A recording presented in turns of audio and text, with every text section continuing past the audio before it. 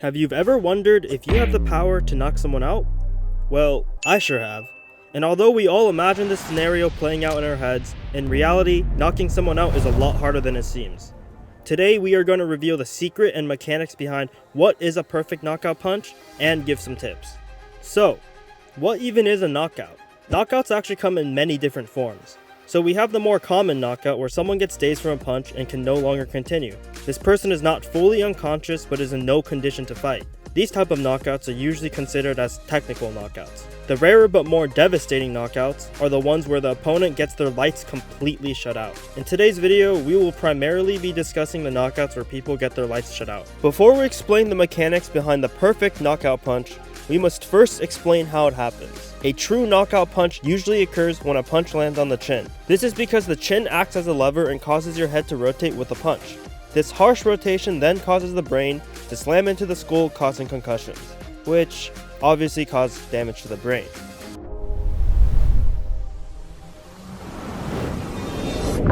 There are nearly 100 billion neurons in your brain. These little guys use electricity to send messages, and to do that, they rely on keeping potassium outside and sodium inside. But unfortunately for them, the shockwaves from the blow cause the brain to stretch and little holes to form in a lot of neurons, making it impossible for them to send messages until those little holes close up, which usually take a few seconds or minutes, leading to a factory reset of the brain. This is how and why our brains shut off with certain punches.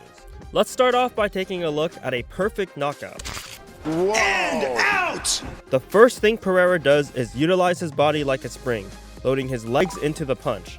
It is so important that fighters generate their punching power from their legs and torso over their arms.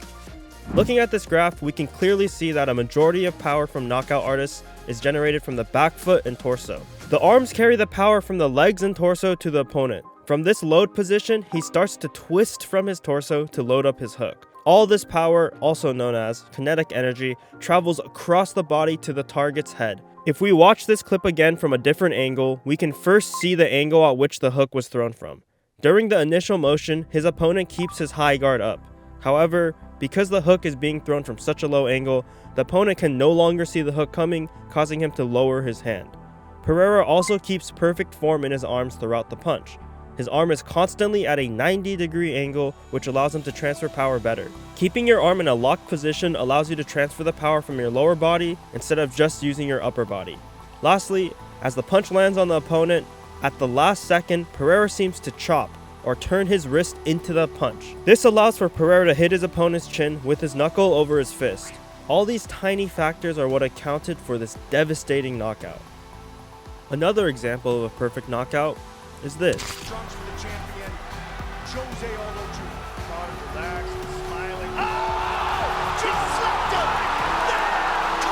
The first thing Connor does is bounce back and forth, baiting his opponent into a punch. This causes his opponent to jump into his attack. Connor capitalizes on the momentum from his opponent and uses it against him.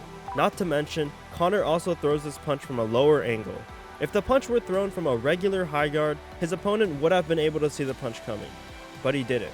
Connor also pivots very well off his back foot, adding force from the ground into his punch. From a different angle, we can also see the perfect precision of the shot, which plays a big factor in the knockout. Even though the punch Connor threw wasn't the most powerful or fastest, it was still able to render his opponent unconscious. This is largely due to how fast his opponent was coming in, the precision of the shot, and the invisibility of the punch.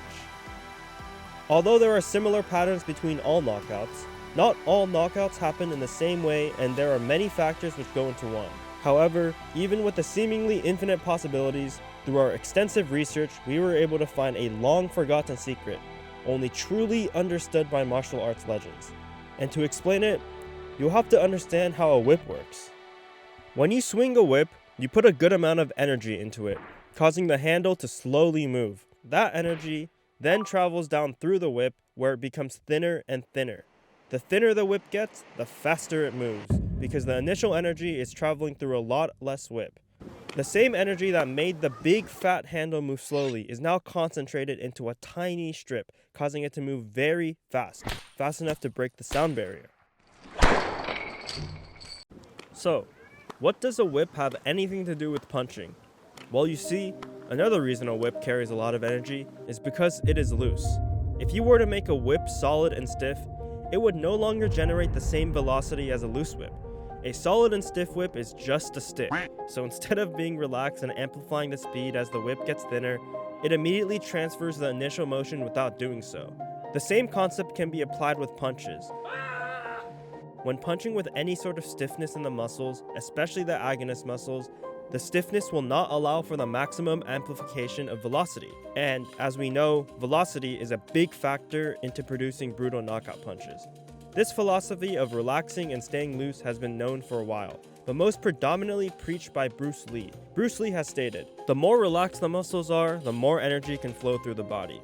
Using muscular tension to try to do the punch or attempting to use brute force to knock someone over will only have the opposite effect." But when talking about the most devastating knockout punches, one more huge factor comes into play. Being able to disguise and hide your punches is a big factor which produces knockouts. When an opponent is unable to see a punch coming or they have no idea where a punch comes from, they are unable to brace for the blow.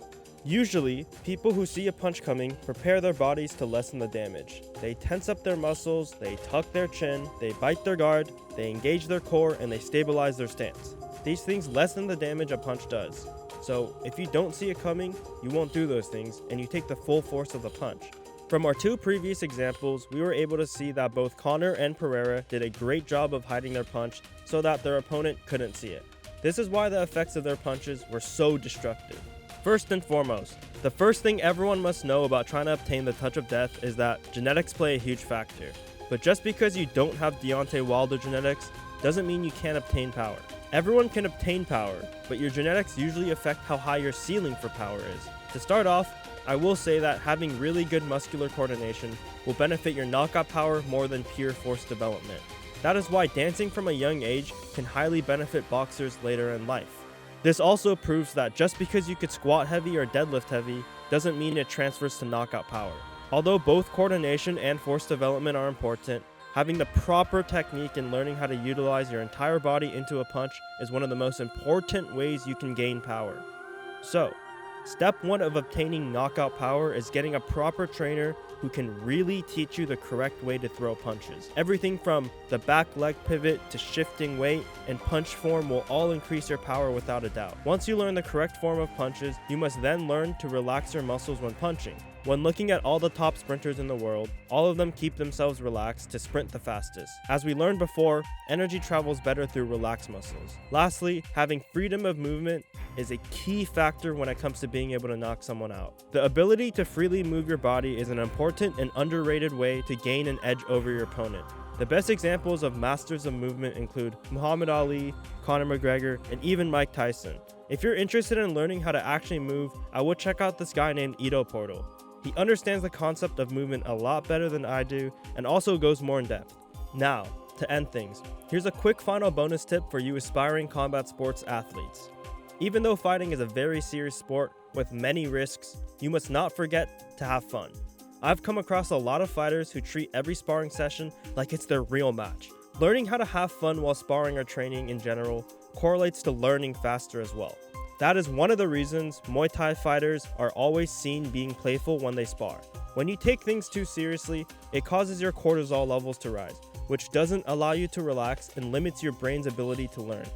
I hope you gained some insightful knowledge from this video, and we hope to see you again. See you next time.